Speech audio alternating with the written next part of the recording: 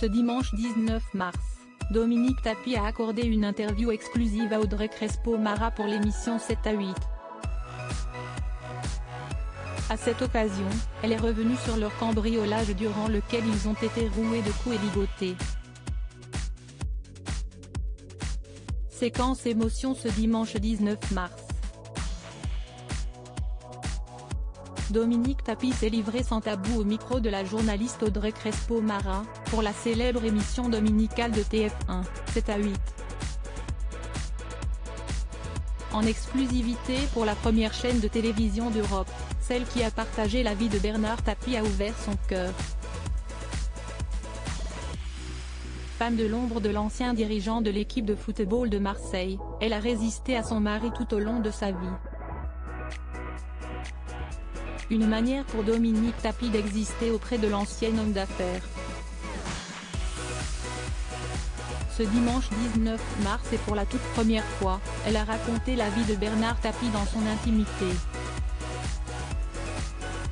Par la même occasion, elle est revenue sur leur agression survenue peu avant la disparition de son mari en octobre 2021. Ils m'ont traîné dans toute la maison. C'est avec émotion que Dominique Tapie a abordé sa vie avec l'ancien député français, connu pour son fort tempérament.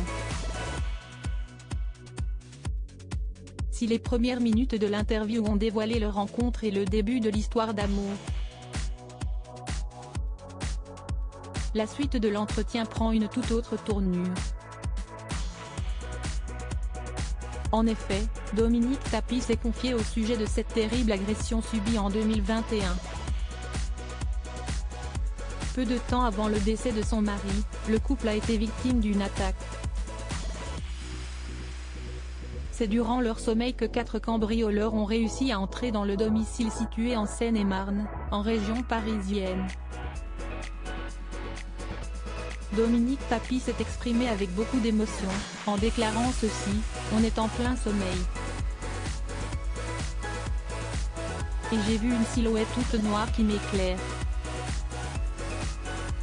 Masqué complètement, tout en noir complètement.